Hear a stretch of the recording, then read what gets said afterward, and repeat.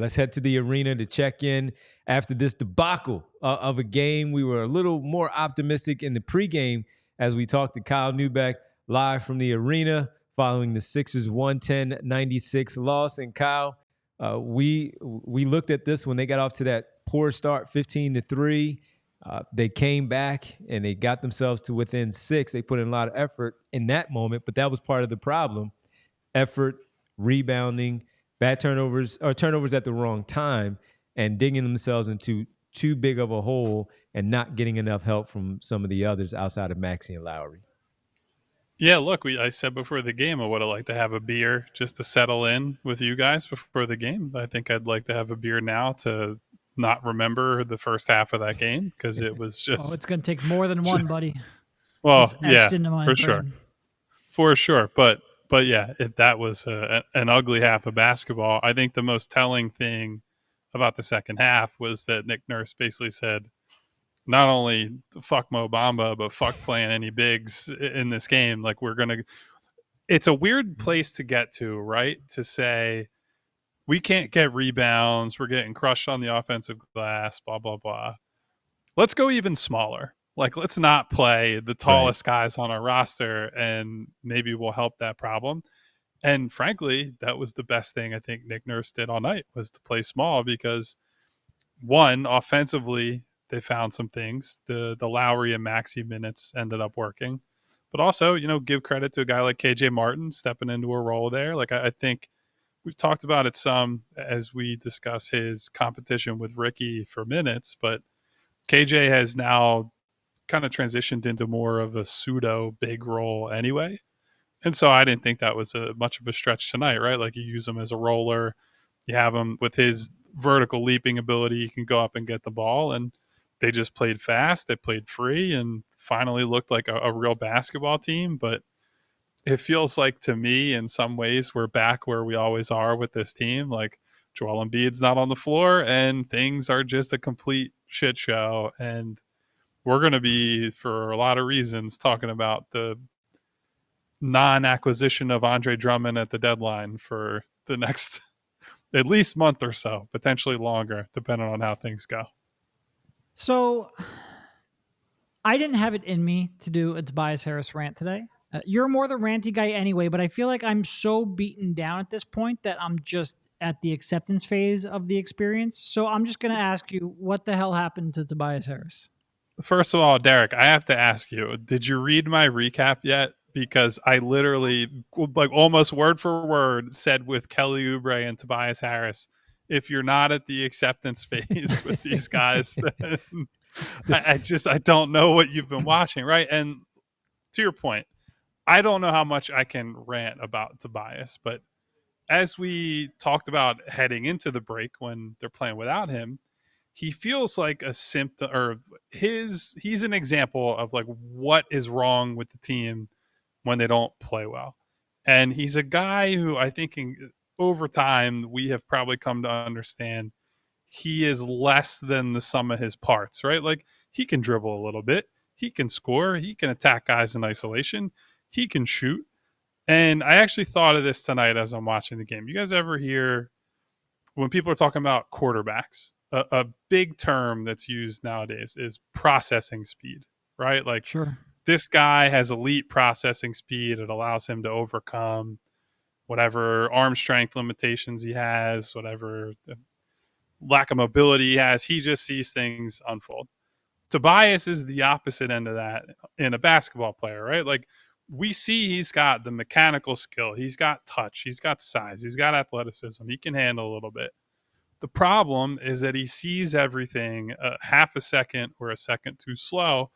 And so most of the time, and this is a group right now that has to work harder for their offense, right? They don't have the human walking 30-point game on the roster, or at least available to play for this roster. So when they have something happened that I missed. He's not on the roster. He's still on the roster. He's just not available. But so because he's not there, you can't get yourself in late clock situations. You got to attack early. You got to exploit any advantages you're able to create, whether that's Tyrese getting hedged against, whether that's semi-transition, whatever it is.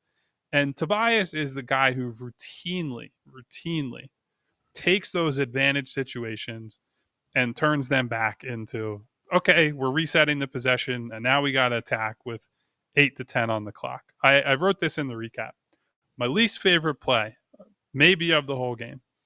I don't remember who the screener was or even who his defender was on the play. They managed to get a switch onto Tobias with Tobias at the elbow. I want to say it might have been like Alec Burks or somebody he had a size advantage on. And basically the whole right side of the floor is cleared out. So he can go right to his strong hand against a smaller, poorer defender, either gets fouled or gets an easy look. Instead, he decides to go left after delaying, and he dribbles into like 3 guys.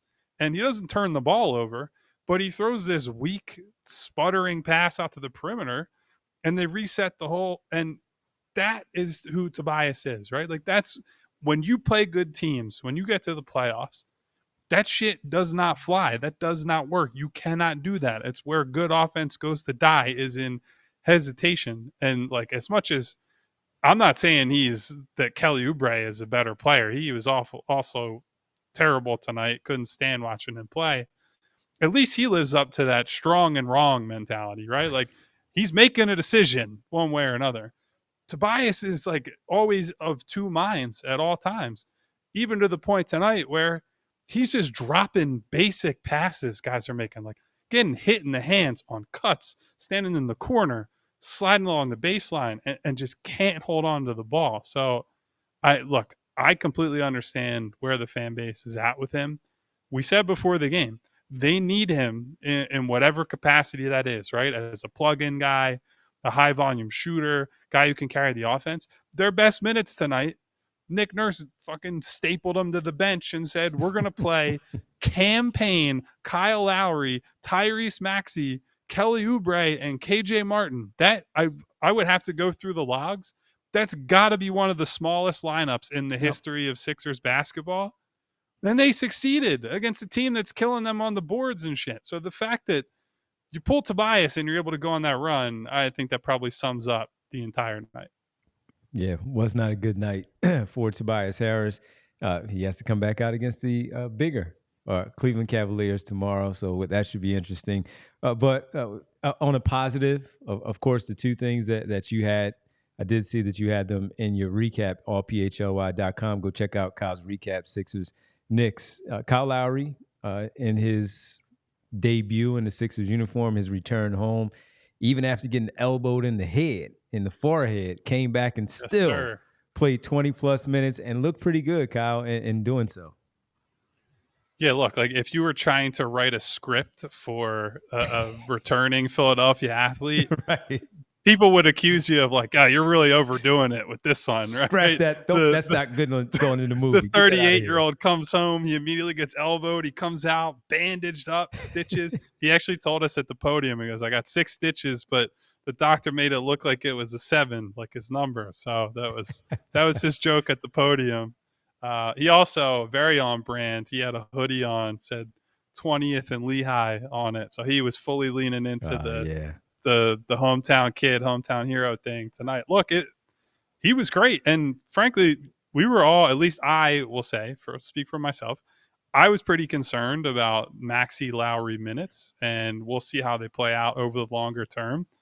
I thought they managed them really nicely, though, tonight. You can see when you put another real creator on the floor next to Tyrese, and you put Lowry in just either he's shooting or he's beating a closeout in that like split-second type decision-making role off the ball. He's really good at that. He's not that fast anymore, but he makes a decision quick enough to get by the defender, spray a pass out to a shooter. There was a play, the sequence tonight. Tim Bontemps and I are cracking up on press row. Kyle Lowry in transition creates an open 3 for Kelly Oubre, or semi-transition. Open 3 for Kelly Oubre. Kelly misses the shot. Kyle Lowry digs in, gets the offensive rebound, sets Kelly up for a drive. Kelly misses 2 more shots at the rim. We talked about that. Would have cut it to 4, right? It's like, how many more opportunities you need this guy to create for you, bro? So that was really funny. But I think you saw everything you'd hope to get from Lowry on offense. We'll see what he's got left defensively. I think is probably the bigger concern, even though he's the super intelligent guy. And Maxey said at the podium tonight, effectively, like, look, the leadership and the communication are already there. He said they be in huddles and they're talking about, hey, I'm going to run this play or we're going to run this play, Maxey. And Lowry was like, no, we're running this play. You're going to be here. You're going to have the ball. You're going to do this. And Maxey was like, all right, cool, bro. You got it. So Lowry already commanded some respect in the first game. And look, I think you could tell he was chewing guys out that are missing rotations. He's very active and vocal already. He is not a wallflower by any stretch. So on top of whatever he's given them offensively, I think if people thought they lost something in terms of the leadership and the fire from Pat Bev, I think you guys are very mistaken looking at how he played tonight. Look at Pat Bev coming back on Sunday, so Pat Bev better get ready. I mean, I guess my last question is, what the hell do you think they're going to do with the back? Because, like, it's one thing to do the backup, the small ball one game. It's another thing to try to do it for the next 27 games. They've got a lot of games here without Embiid, and I don't see Mo Bamba getting any better. So what do you think the solution is?